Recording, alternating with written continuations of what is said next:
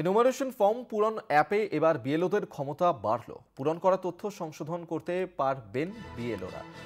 রাজনৈতিক চাপ তৈরি হচ্ছে এমনটা কিন্তু অভিযোগ করছিলেন এবার বিএলওরা, এবং এনুমারেশন ফর্ম পূরণ অ্যাপে এবার বিএলওদের ক্ষমতা বাড়ানো হলো। কি সেই ক্ষমতা বাড়ানো হলো, আমরা এই নিয়ে আরো বিস্তারিত জানবো। সত্যসুন্দর ভট্টাচার্য আমাদের সঙ্গে টেলিফোনে রয়েছেন প্রতিনিধি। সত্য, এনুমারেশন ফর্ম পূরণে বিএলওদের ক্ষমতা বাড়ানো হলো অ্যাপের ক্ষেত্রে। কি কি ক্ষমতা বাড়ানো হলো? দেখো, এর আগে বিএলওরা অভিযোগ জানাচ্ছিলেন যে এনুমারেশন ফর্ম তারা যখন বাড়িতে বাড়িতে ভোটারদের কাছে পৌঁছে দিচ্ছেন বা ভোটাররা যখন তাদেরকে এই এনুমারেশন ফর্ম জমা দিচ্ছেন, তখন ভোটারদের যে তথ্য, সেই তথ্য কিন্তু দেখা যাচ্ছে যে অনেক ক্ষেত্রে তাদের নিজেদের যেরকম অনিচ্ছাকৃতভাবে সেই তথ্য নথিভুক্ত করতে গিয়ে ভুল হচ্ছে, তার পাশাপাশি একটা রাজনৈতিক চাপ তৈরি হচ্ছে বলে অভিযোগ জানাচ্ছিলেন বিএলওরা।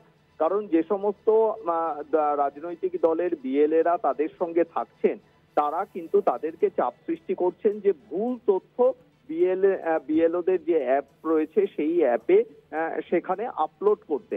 ফলে আখেরে যে সঠিক তথ্য, সেই তথ্য তারা কিন্তু রাজনৈতিক চাপের কারণে সেখানে আপলোড করতে পারছেন না।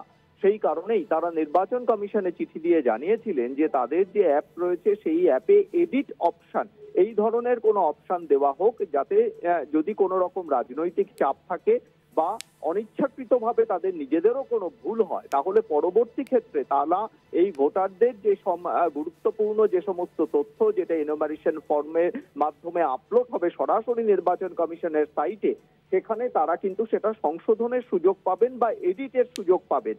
সেই কথা মাথায় রেখেই নির্বাচন কমিশন বিএলওদের যে অ্যাপ, সেই অ্যাপে নতুন একটি অপশন তারা ইন্ট্রোডিউস করেছে, এবং সেই নতুন অপশন সেটা রিভেরিফাই ইএফ, অর্থাৎ রিভেরিফাই সেই যে এনুমারেশন ফর্ম রয়েছে, সেই এনুমারেশন ফর্মে যদি কোনো রকম ভাবে ভুল ত্রুটি থাকে, তাহলে তারা পুনরায় সেটা সংশোধন করে আপলোড করতে পারবেন। সেই অপশন তাদের বিএলও অ্যাপে দেওয়া হয়েছে বলে নির্বাচন কমিশন সূত্রে জানা গিয়েছে।